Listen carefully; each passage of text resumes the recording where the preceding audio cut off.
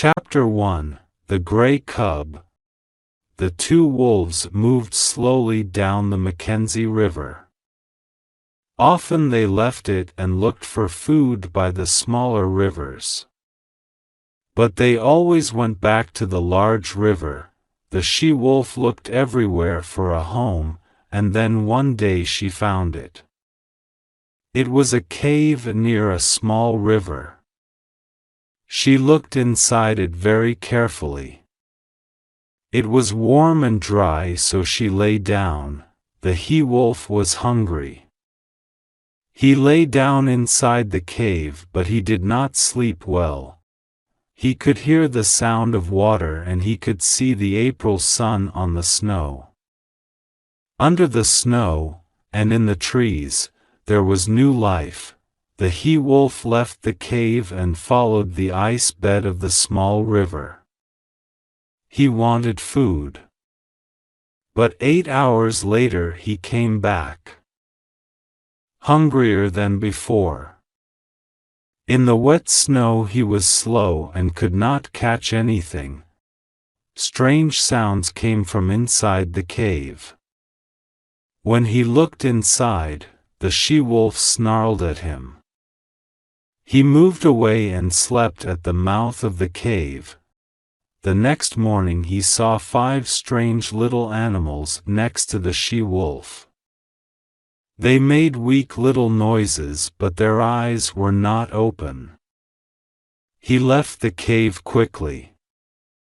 He had to find food for the she-wolf. This time, when he took meat back to her, she did not snarl at him. 4 of the cubs were red, but 1 was gray. This gray cub was a fighter. He fought his brothers and sisters more than they fought him. He always wanted to leave the cave and his mother had to stop him. Then, after a time, there was no food. His father did not bring them any meat, and his mother had no milk. The cubs cried, but then they slept. When the gray cub felt stirring again, he only had 1 sister. The other cubs were dead. His sister slept all the time. Then the fire of life in her died too. Later, the cub's father died. The she-wolf knew this because she found his body in the woods. Near his dead body lived a large wildcat. The she-wolf found the wildcat's cave, but she did not go inside it. The wildcat was in there, with her babies, and she was dangerous. One day, the cub left the cave and began to walk. He hurt his feet and he ran into things. He often fell, but he learned quickly. In the woods he found a very young, thin, yellow animal. He turned it over with his foot and it made a strange noise. Suddenly, its mother jumped on him and bit his neck. Then she took her baby into the trees. The cub sat down and made weak little noises. He was there when the mother animal came back. He saw her long thin body and long thin head. She came nearer and nearer and then she bit his neck again. He snarled and tried to fight. But the mother animal fought hard. She wanted to kill him. Suddenly, the she-wolf ran through the trees and caught the mother animal between her teeth. Her mouth closed on the long yellow body. Then she and the cub ate the animal. After that, the cub went out every day and killed for food. Then one day the she-wolf brought home a baby wildcat. The cub ate it and fell asleep in the cave next to his mother. He woke when she snarled loudly. The mother wildcat was at the mouth of the cave. She snarled angrily and the hair on the cub's back stood up. Because the mouth of the cave was small, the wildcat had to come in on her stomach. She and the she-wolf fought hard. The cub fought too and bit the wildcat's leg. She hit him hard, but he did not stop fighting. In the end, he and his mother killed the wildcat. But after the she did not move. For a week she only left the cave for water. But at the end of the week she could look for meat again. For some time the cub could not walk very well, but then he began to look for meat with his mother. He was not afraid of small animals now. He could fight with his mother and kill a large animal. He liked killing other animals. He also liked eating, running, fighting, and sleeping. He liked the life in his body. He was happy in his world. Chapter 2. White Fang. The cub ran to the small river. He was heavy with sleep and he wanted to drink. He did not look around him carefully. Suddenly, he saw them under the trees. 5 big animals sat in front of him. They did not snarl or show their teeth. They looked at him and did not move. They were dangerous, but the gray cub could not move. He felt very weak and small next to them. One of them got up and came to him. When he put his hand near the cub's hair stood up. He showed his little fangs. The man laughed and said, "Wabam wabiska ip pitta, look." The white fangs. The other men laughed loudly. The first man put his hand near the cub again. This time the cub bit it. The man hit him on the head. The cub fell and then cried. The men laughed again.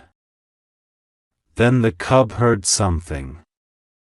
The Indians heard it too. The cub's mother ran to him and snarled loudly at the men. "Kitch," said one of the men. "Kitch." The cub's mother stopped snarling and lay down on the ground. Why? The cub did not understand. His mother fought everything. The man came to her. He put his hand on her head, but she did not bite him. The other men put their hands on her head and she did not bite them. The men made noises with their mouths. "It is not strange," one man said. Her father was a wolf and her mother was a dog. She ran away last year, Gray Beaver. "Do you remember?" said a second man. "Yes. She ran to the wolves because we could find no meat for the dogs." He put his hand on the cub. The cub snarled and the hand quickly hit him. The cub closed his mouth. Then the man stroked the cub's back and behind his ears. "His father is a wolf," said the man. "His fangs are white, so his name will be White Fang. He is my dog because Kitch was my dead brother's dog." The men made more mouth noises. Then Gray Beaver cut some wood from a tree. He tied Kitch to it with some leather. Then he tied the stick to a small tree. After a time, about 40 men, women, and children and many dogs came through the trees. The people and dogs carried heavy bags. A small boy took Kitch's stick and walked away with her. White Fang followed her. They walked by the small river for a time. Then they came to the large Mackenzie paver and the Indians made their camp next to it. White Fang walked around the camp and looked at everything. A young dog walked slowly to him. This dog, Lip Lip, did not like other dogs, and he bit White Fang badly. White Fang found him angrily, but Lip Lip was older and stronger. He bit White Fang again and again, so White Fang ran back to his Nyather. This was the first of many fights with Lip Lip. 5 minutes later, White Fang left Kitch and looked around the camp again. He saw Gray Beaver and went to him. Gray Beaver sat on the ground near a lot of sticks. Women and children brought Gray Beaver more sticks. Then a strange thing came up from the sticks on the ground.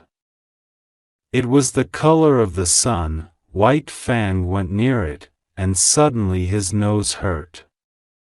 He jumped away fast and cried. Gray Beaver and the others laughed loudly. White Fang ran back to his mother and lay down next to her. His nose hurt and he wanted to go back to the woods. He watched the men in the camp. They were large and strong, and they made fire. They were gods to him.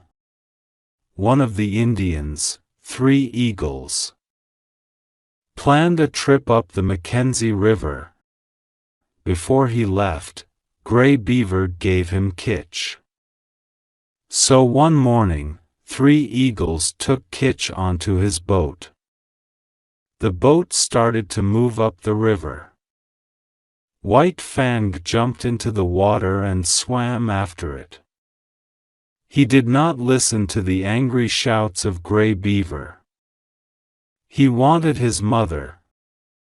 Gray Beaver followed him in his boat. He caught White Fang's neck and pulled him angrily out of the water. He hit him hard, again and again. White Fang snarled at him angrily. Gray Beaver hit him faster and harder. Then White Fang felt very afraid. He stopped snarling. Gray Beaver stopped hitting him. He threw him into the bottom of the boat and kicked him hard. White Fang suddenly got angry again and bit Gray Beaver's foot. This time Gray Beaver was really angry. He hit White Fang very hard for a long time. Again, he threw him to the bottom of boat and again he kicked him angrily. This time White Fang did not bite him. Later, in the night, White Fang remembered his mother and felt sad. He cried loudly, and Gray Beaver hit him again. After that he only cried quietly when the gods were near. But sometimes in the woods he cried loudly again. He stayed in the camp and waited for his mother. He was not too sad. Life in the camp was interesting because the gods did many strange things. But the young dog Lip Lip hated him and often started fights with him. The other young dogs followed Lip Lip and started fights with White Fang too. These fights taught him some important lessons. He learned to stay on his feet in a fight. He also learned to hurt a dog very badly in a very short time. He learned to push the dog off his feet and to bite his neck. He learned these lessons because he wanted to live. He had to be faster, more intelligent, and more dangerous than the other dogs. One day, he killed a dog in a fight. The Indians saw him and were angry with him. After that, they did not want him near them. They shouted at him angrily when they saw him. This life turned White Fang into a very angry, dangerous animal. He learned only about hate. Nobody gave him any love, so he did not learn about that. Chapter 3: Trip Up the Mackenzie. In the fall, the Indians put everything from the camp into bags. Then they put the bags into their boats. Some of the boats left and White Fang understood. He ran out of the camp and through a small river. Then he found a place in the woods and went to sleep. He woke when he heard Gray Beaver. Gray Beaver called his name again and again. Then stopped calling and went back to the camp. White Fang played in the woods for a time, but then, he suddenly felt afraid. The woods were dark and cold, and the trees made loud noises. He ran back to the camp, but there was nobody there. He sat down and looked up at the sky. He cried sadly to the large night sky. In the morning, he began to run by the river. All day he ran. Sometimes he had to climb high mountains behind the river. Sometimes he had to swim across other, smaller rivers. He always followed the large river on its way. All the time he looked for the gods. He ran all night and the next day. He felt weak and hungry and his feet hurt badly. Snow began to fall and he could not find his way easily. Then night fell and the snow came down more heavily. Then he smelled the gods through the snow on the ground. He left the river and went into the trees. He heard the sounds of the gods and saw Gray Beaver near a fire. He felt afraid, but he walked slowly into the firelight. Gray Beaver saw him and looked at him. White Fang went to him and waited. But Gray Beaver did not hit him. He gave him some meat. White Fang carefully smelled it and then ate it. He sat at Gray Beaver's feet and looked at the fire. He felt warm and happy. This was his place. Some months later, in the middle of December, Gray Beaver went up the Mackenzie River. His son Mitza and his wife Kluklutch went with him. They took 2 sleds. Mitza's sled was smaller and lighter than Gray Beaver's, but it carried a lot of food. Gray Beaver and Mitza tied White Fang and 6 other dogs to Mitza's sled. Lip Lip ran at the front. All day, the other dogs ran behind him. They wanted to catch him, but they could not. Because of this they hated him. In the camp, Lip Lip had to stay near the gods because the other dogs hated him. He was not the most important dog now. At one village, White Fang learned something new. One day, a boy cut some meat and some of it fell on the ground. White Fang ate it.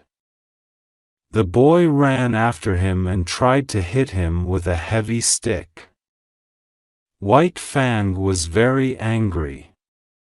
He bit the boy's hand hard.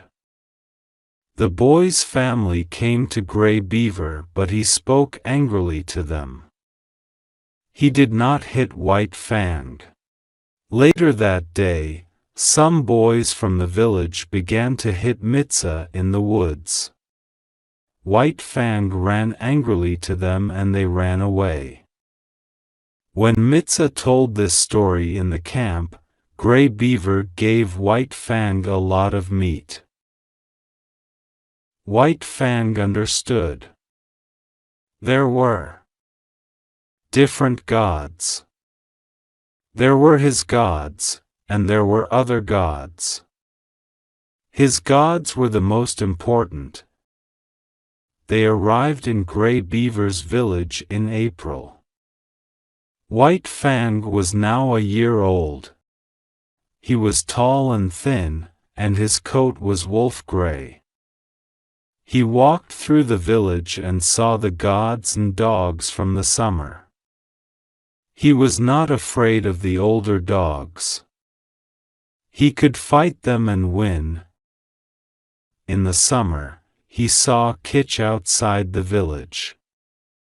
He stopped and looked at her. He remembered her, but she did not remember him.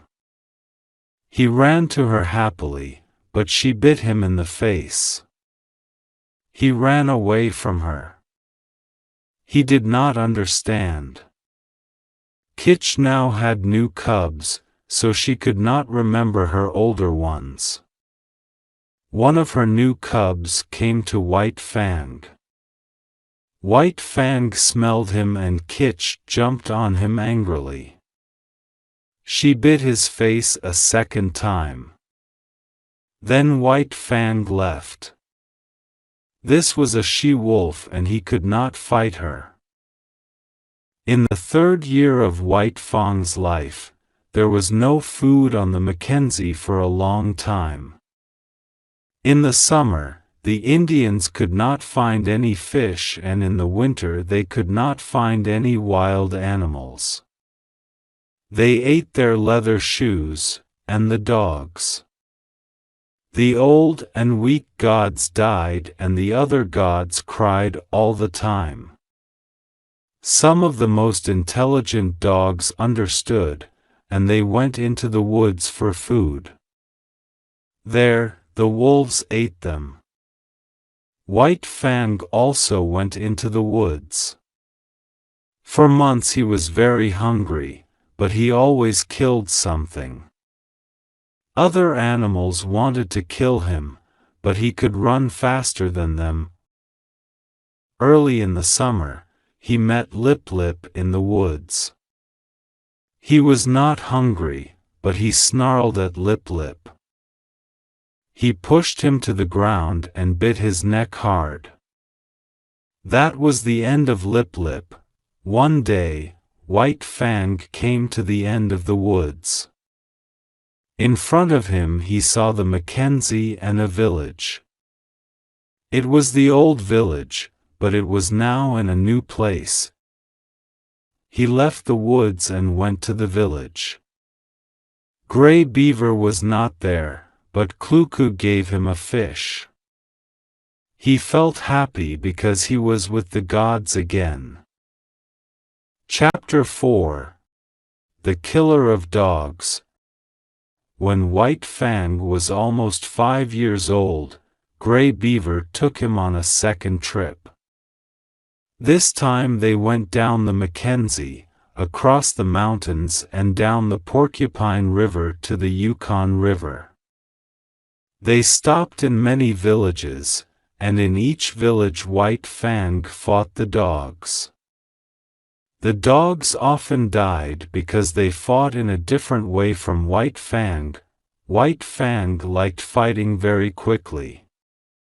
He hated being very near another animal because it felt dangerous. He had to feel free. He finished his fights very fast. Usually, he won his fights 'cause the village dogs were slower. Sometimes, a dog hurt him, but these times were accidents. Usually, he was too fast for them. In the summer, Gray Beaver and White Fang arrived at Fort Yukon. It was 1898, and there were thousands of people in Town. These people planned to go up the Yukon to the Klondike because they wanted to find gold. In Fort Yukon, White Fang saw white gods for the first time.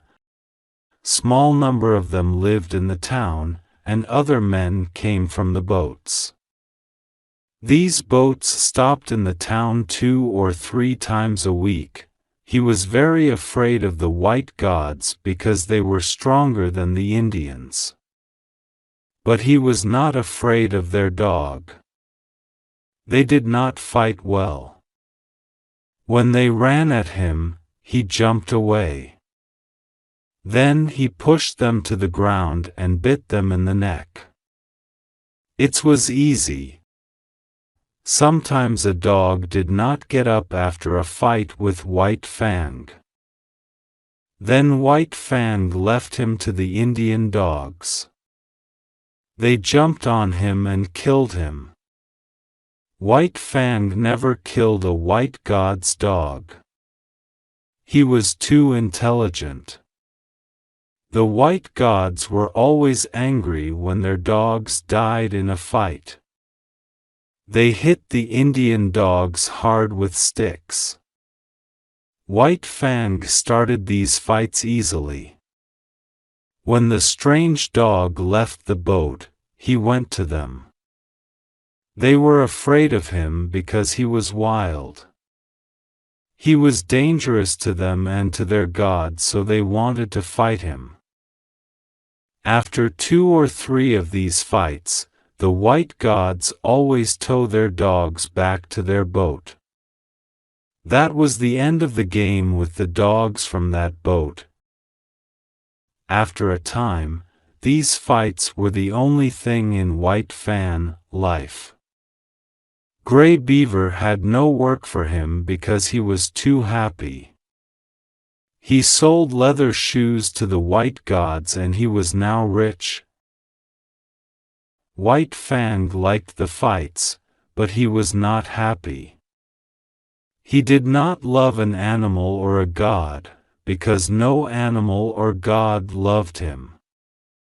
Everybody hated him. The white men in Fort Yukon did not like the white men from the boats. These men were from the south, and were weak. The men from Fort Yukon liked the dog fights because the weak men's dogs died. One man liked the fights more than the other men. He watched each fight. Sometimes when a Southland dog died, he shouted happily. He wanted very much to buy White Fang. This man's name was Beauty Smith. His name was Beauty because he was very ugly and small. He had large yellow teeth and dirty yellow eyes. The thin hair on his head and face was also dirty yellow. He tried to make friends with White Fang, but White Fang hated him. He always showed his teeth to him and moved away. Then Beauty Smith visited Gray Beaver in his camp. Beauty Smith and Gray Beaver talked for a long time. Gray Beaver did not want to sell White Fang. White Fang was his strongest dog. But Beauty Smith knew Gray Beaver. He visited him often. Each time he took a black bottle with him under his coat. Gray Beaver began to want more and more bottles. In a short time all his money went on them. Then Beauty Smith talked to him again about White Fang. He wanted to pay for White Fang in bottles. This time Gray Beaver listened. "You catch him, you take him," he said. After 2 days, Beauty Smith told Gray Beaver, "You catch him." That evening, White Fang came quietly into the camp. The bad white god was not there. Gray Beaver came over to him and tied some leather round his neck. He sat down next to White Fang and drank from his bottle. After an hour, Beauty Smith walked into the camp. He stood over White Fang. White Fang snarled up at him. A hand moved down to his head. Suddenly, White Fang tried to bite it. The hand jumped back. Gray Beaver hit White Fang on the head. Beauty Smith went away and came back with a large stick. Gray Beaver gave him the leather and Beauty Smith walked away from White Fang. The leather pulled at White Fang's neck but he did not move. Then he suddenly jumped at the bad god. Beauty Smith did not move away. He hit White Fang hard with his stick. White Fang fell to the ground. Beauty Smith pulled the leather again, and this time White Fang followed him. In the town, Beauty Smith tied him with the leather and went to bed. White Fang waited an hour. Then he began to bite the leather. When he was free he went back to Gray Beaver. In the morning, Gray Beaver gave him to Beauty Smith again. Beauty Smith hit him very hard with the stick. He enjoyed hurting him. Then he took White Fang to the town again. This time he tied him with a stick. In the night, White Fang began to bite the stick. After many hours, he bit through it and was free. He went back to Gray Beaver.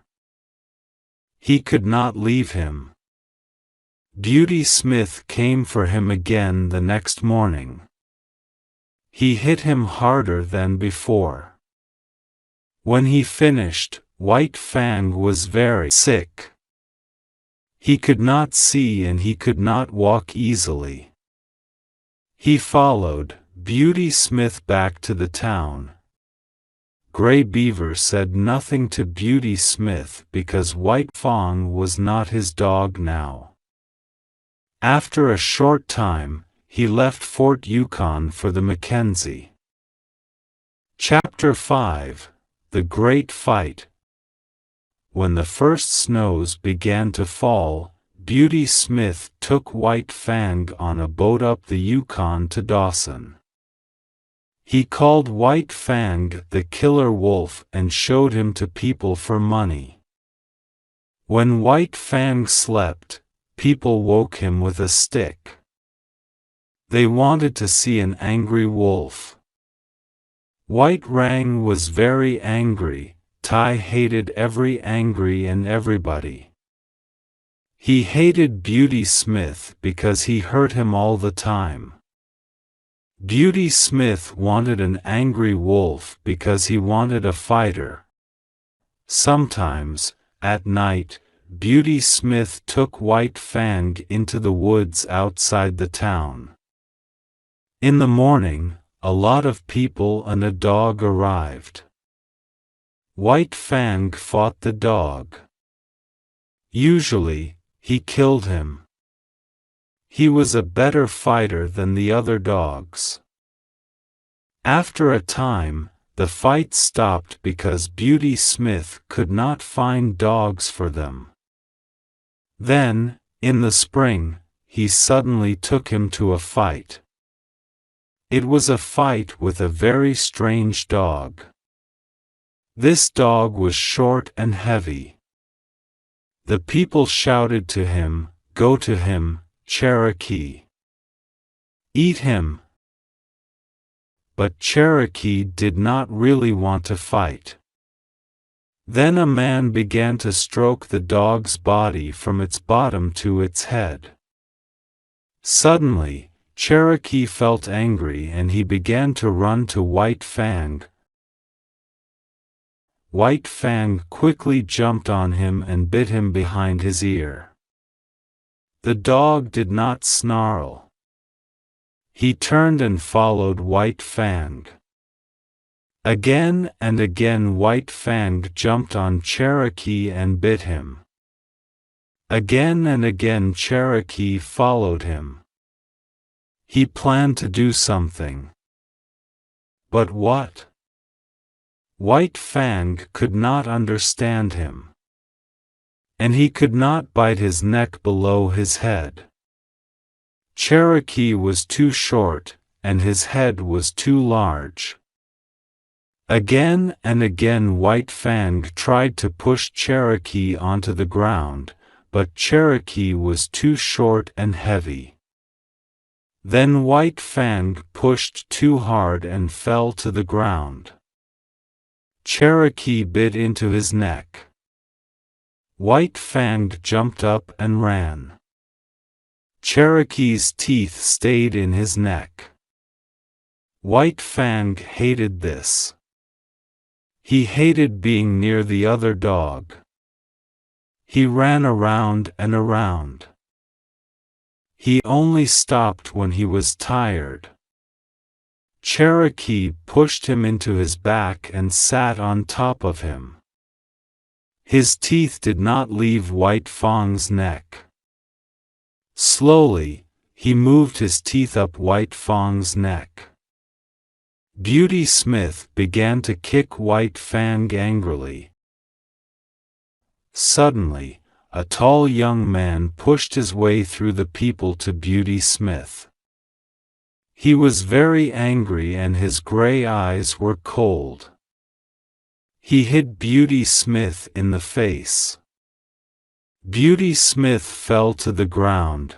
"Matt, come here," the young man called. A shorter, older man went to him and they tried to pull Cherokee off White Fang. "You can't pull him off, Scott," said Matt. "We have to open his mouth." Scott took out his gun and pushed it between Cherokee's teeth. Then he slowly opened the dog's mouth and Matt pulled White Fang's neck out from the dog's teeth. White Fang tried to get up, but his legs were too weak. He fell back into the snow. Beauty Smith got up slowly and came to him. He looked him, "Matt, how much does a good sled dog cost?" Scott asked. $300. "And how much for this dog now?" "Half of that." Scott turned to Beauty Smith. "Did you hear that?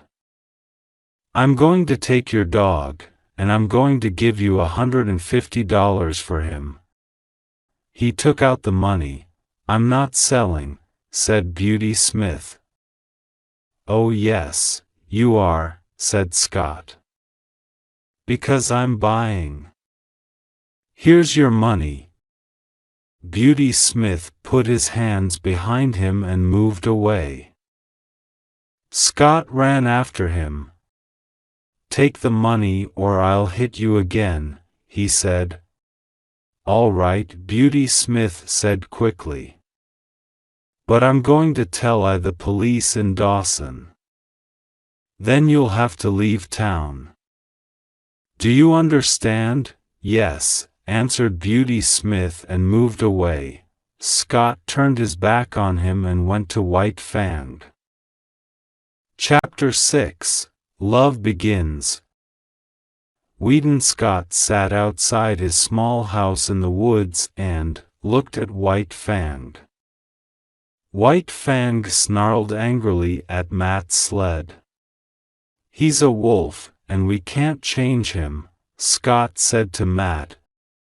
"Wolf or dog, he can pull a sled," said Matt. "Look at these lines on his back. Can he be a sled dog again?" Scott asked. He was interested in this idea. "Maybe. Let's see." "Untie him." Scott looked at him.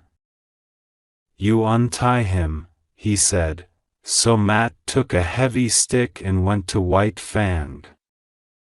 He untied him. White Fang slowly walked away from him. He could not understand these gods. They did not hit him. Scott went into the house and came out with some meat. He threw it to White Fang. White Fang jumped away from it and looked at it. One of Matt's dogs jumped for the meat. Then White Fang jumped on him and bit him. The dog fell to the ground. Matt ran to him, but he was too late. The dog quickly died. "We'll have to kill him," Scott said. "Don't kill him now, Mr. Scott," Matt answered. "Maybe he'll change." "I don't want to kill him," Scott said. "I want to be nice to him." He walked to White Fang and started to talk to him quietly. He moved his hand near White Fang. Suddenly, White Fang bit it. Scott cried out and White Fang moved away. Matt ran into the house and came out with a gun. White Fang began to snarl loudly at him. "Don't kill him. He knows that guns are dangerous," Scott said. "He's very intelligent." "All right," Matt said. He put the gun down and White Fang stopped snarling. "You're right, Mr. Scott. He knows that a gun can kill," he said. The next day, Scott sat outside the house. White Fang watched him. Scott began to speak. White Fang snarled, but Scott did not move. He spoke quietly for a long time. White Fang stopped snarling and listened to the sound of the god. After a long time, the god got up and went into the house. When he came out, he sat down in the same place. He had some meat in his hand. White Fang's ears stood up and he looked at the meat. It was good meat, but he did not go near it. He was afraid of the god. Then the god threw the meat on the snow at White Fang's feet. He smelled it carefully, but he did not look at it. He watched the god. Nothing happened. The god did not get up, and he did not hit him. White Fang took the meat and ate it. The god showed him some more meat in his hand, and again White Fang did not go to him. Again the god threw it to him in the snow. The god repeated this a number of times. But then he did not throw the meat to him. He only showed it to him in his hand. The meat was good, and White Fang was hungry. Slowly, he went near the hand and then he took the meat from it. His eyes never left the god's face, and the hair on his neck stood up. He ate the meat, but nothing happened. He waited. The god talked again, quietly and warmly. Then he put his hand lightly on White Fang's head. White Fang felt very afraid, but he also felt happy. He hated the hand, but he liked the warm sound of the words. He snarled, but he did not bite the hand. The god stroked White Fang's head lightly again and again. White Fang began to like it. In this way, White Fang's old life ended, and his new life began. Slowly, he learned new lessons and forgot old ones. He did not run away, because he liked this god. Then he began to really love him. Without him, he was very sad.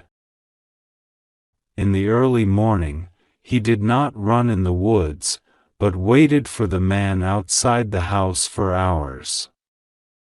At night, when the man came home, White Fang left his warm place under the snow. He wanted to see and hear the god. He wanted to be with him. White Fang did not show his love openly. He never ran to the god. Only his eyes showed his love. In the late spring, the man suddenly went away. White Fang waited all night for him outside the house, but he did not come. Days came and went. The man did not come back. White Fang was sick for the first time in his life. Matt brought him inside the house. He wrote to Scott, "The wolf can't work or eat. He wants you. He's going to die without you." Then, one evening, White Fang suddenly made a quiet noise and got up. His ears stood up and he listened hard. The door opened and Wheaton Scott came in. He spoke to Matt and then looked around the room. "Where's the wolf?" he asked. Then he saw him near the fire. He called him and White Fang came to him quickly. A strange light shone in his eyes. "He never looked at me that way," said Matt. Scott did not hear him. He was face to face with White Fang. He stroked him, again and again, behind his ears, on his back. White Fang felt a very strong love for him and suddenly he pushed his head between Scott's arm and body. It stayed there for a long time. Scott looked at Matt. His eyes shone. "I knew it. This wolf is a dog." "Look at him," said Matt. White Fang felt better because he was happy again. A day later he left the house and went outside. The sled dogs jumped on him and he fought them happily. He was well and strong and there was life in him again. Chapter 7. The Southland. "Listen to that," said Matt at dinner one night. Through the door came a quiet, sad noise. "That wolf knows that you're leaving," said Matt. "What can I do with a wolf in California?" asked Scott. A second sad noise came through the door. "How does he know that you're going?" asked Matt. "I don't know," answered Scott, sadly. One morning, White Fang saw Scott's open bags on the floor of the house. Scott and Matt came and went all day. Sometimes Scott put things in the bags. White Fang could not eat. That night he cried loudly outside the house. The next day he felt very afraid. He followed Scott everywhere. 2 Indians arrived and took Scott's bags. Scott came to the door of the house and called White Fang inside. He stroked White Fang behind his ears and spoke to him sadly. "I'm sorry," he said. "I'm going a long way, and you can't come with me." White Fang pushed his head between Scott's arm and body. From the river came the sound of a boat. Matt and Scott got up and left the house quickly. They shut the front door and the back door, and they went down to the river. "Be good to him, Matt," said Scott. "Write and tell me about him." "I will," said Matt. "Listen to him," White Fang cried loudly in the house behind them. On the boat the 2 men said goodbye. Suddenly, Matt saw White Fang. He was on the boat. The 2 men went to him and they found cuts on his face and body. "We forgot the window. He jumped through it," said Matt. Scott thought quickly. "Goodbye, Matt, old man. About the wolf, don't write." What? You mean?" "Yes. Write to you about him." Later, when White Fang arrived in San Francisco, he felt very afraid. There were a lot of people, and he could not look at them.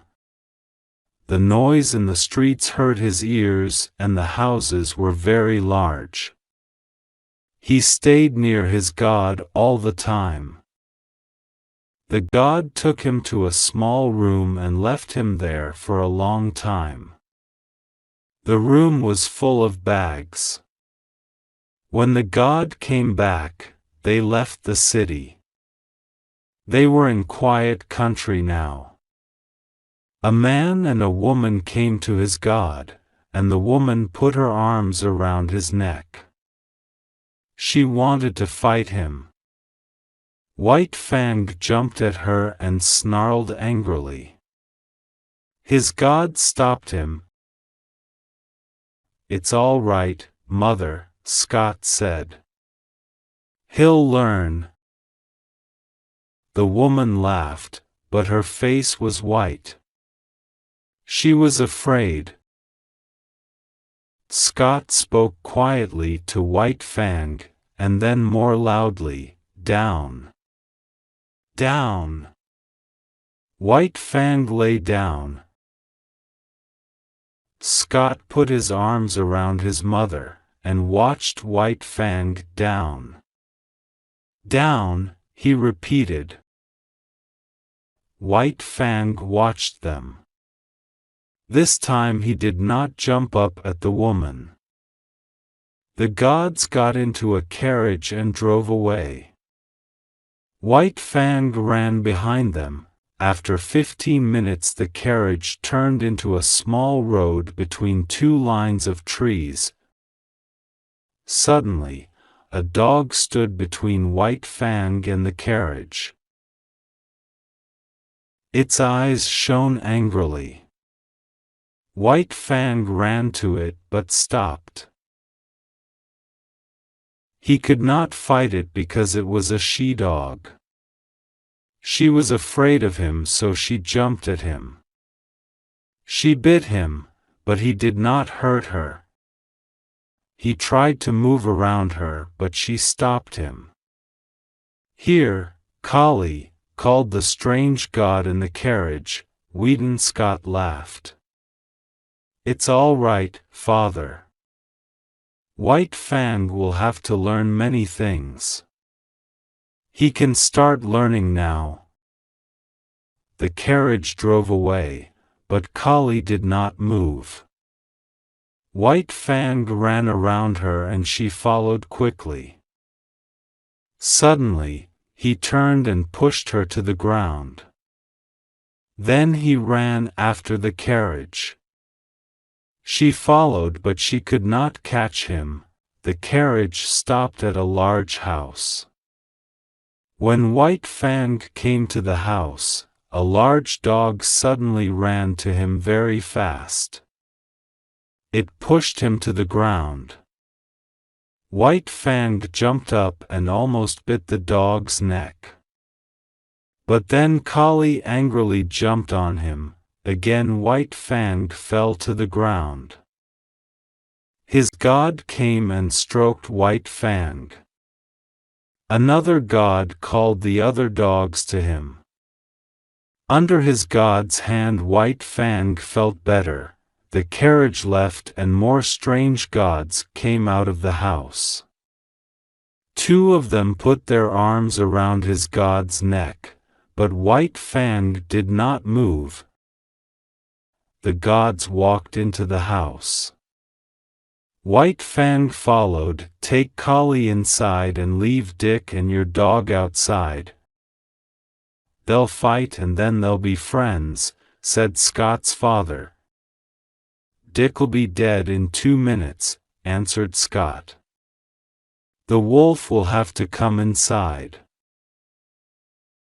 Chapter 8. The God's Home. White Fang learned quickly about life at Sierra Vista, Scott's home. He was not friendly with the other dogs, but he did not fight them. Dick wanted to be friends, but White Fang always snarled at him. In the end, Dick did not come near him. Kali always wanted to fight him because he was a wolf. When White Fang saw her, he turned away. When she bit him, he walked away slowly and carefully. He learned about his god's family.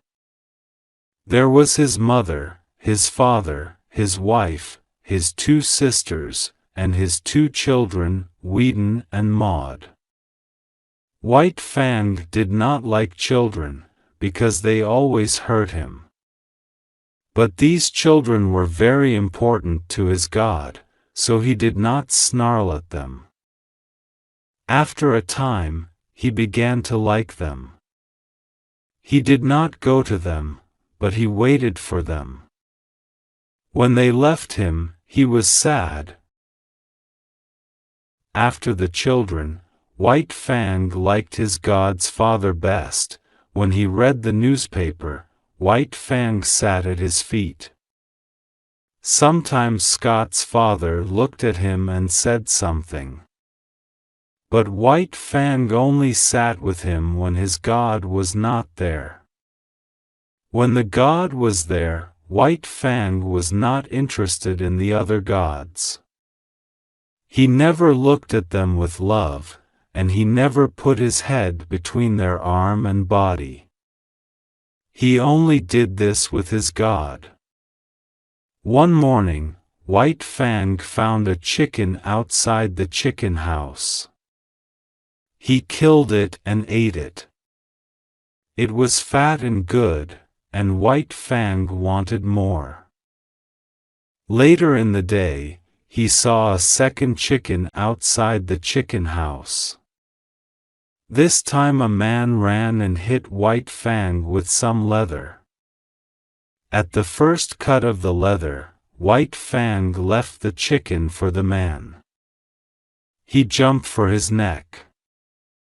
The man put his arm over his neck and White Fang bit his arm. Suddenly, Kali jumped on White Fang. She was very angry.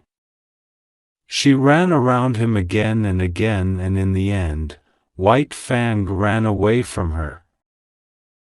"He'll learn about the chickens," Scott told his father, "but I have to catch him with them." 2 nights later, White Fang climbed into one of the chicken houses. He killed every chicken in it.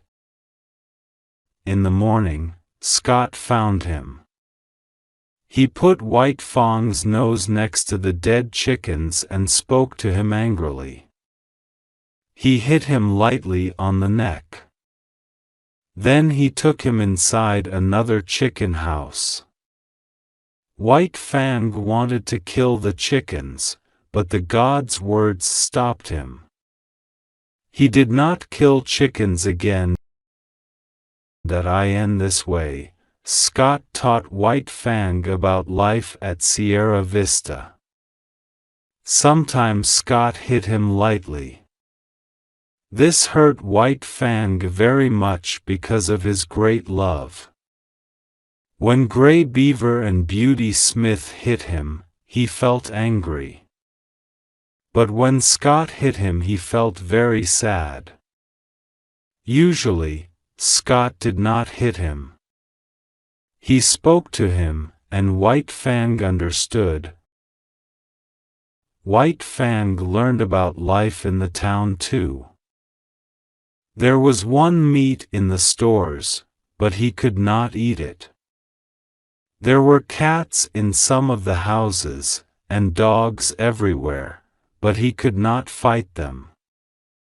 There were people everywhere, and they often wanted to stroke him.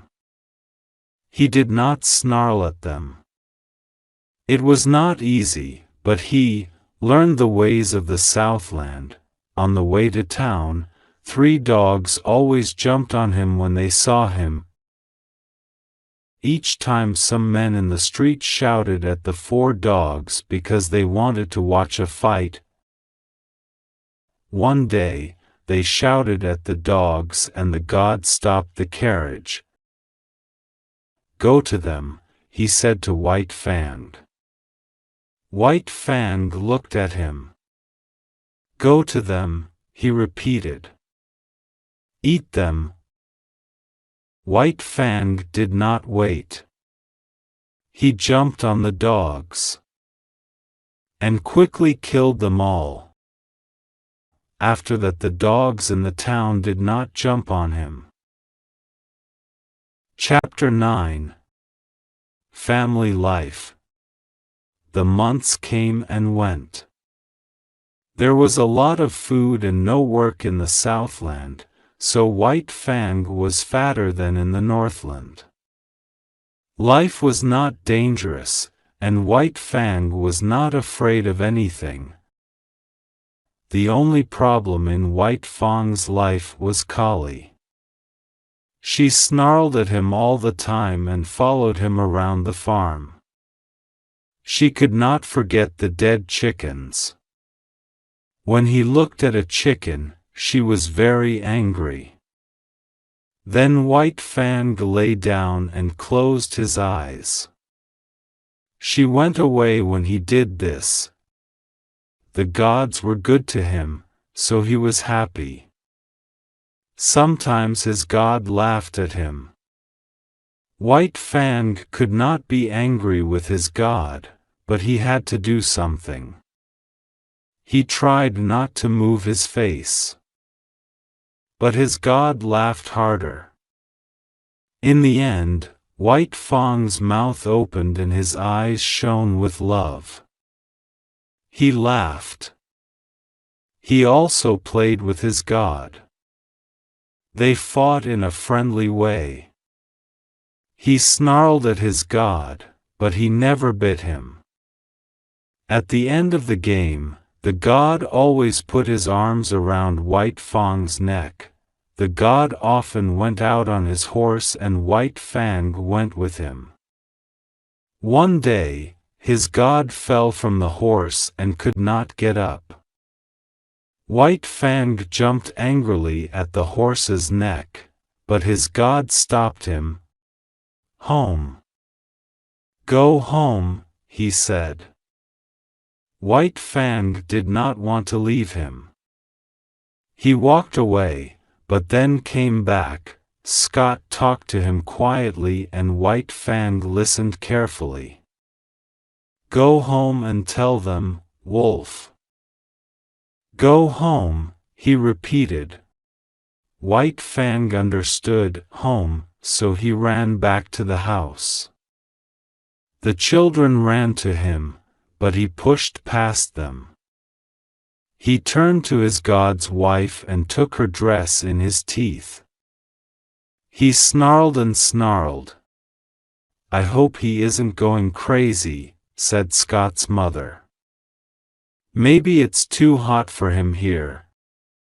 He's trying to speak, I think," said Beth, Scott's sister.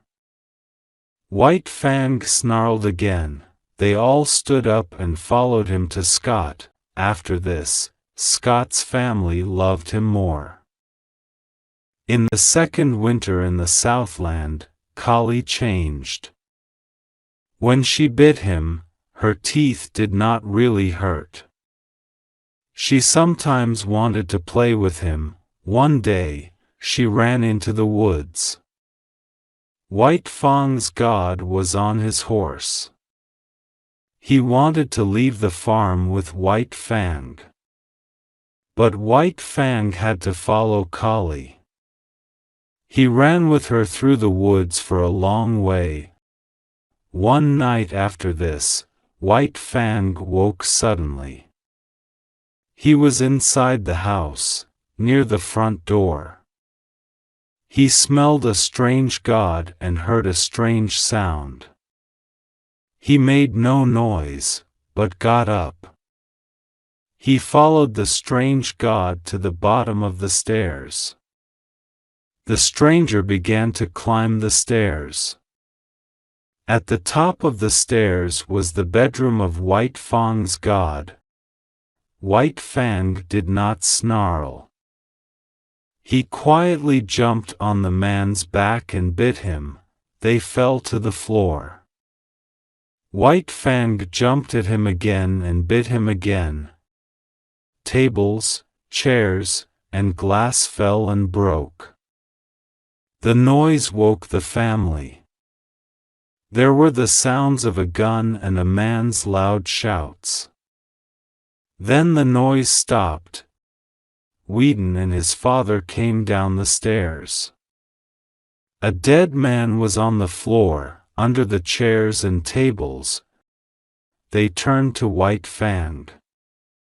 He was on the floor too.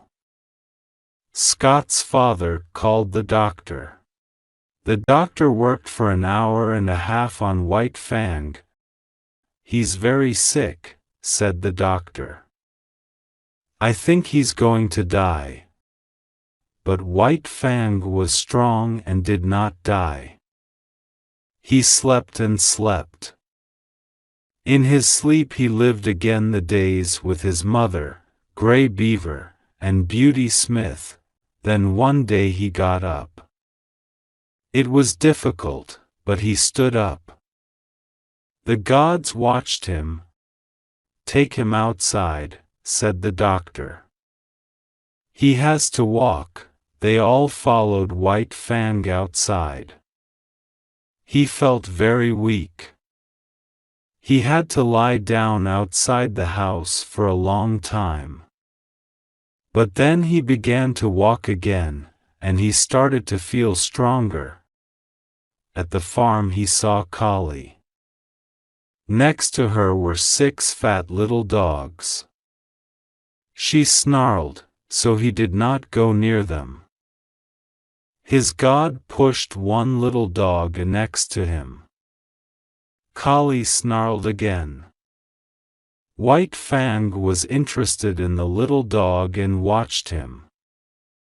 He put his nose next to the little dog's nose and washed its face. Then he felt weak again and lay down. The other little dogs ran to him and climbed over him. Their bodies felt strange. But then he closed his eyes and went to sleep in the sun.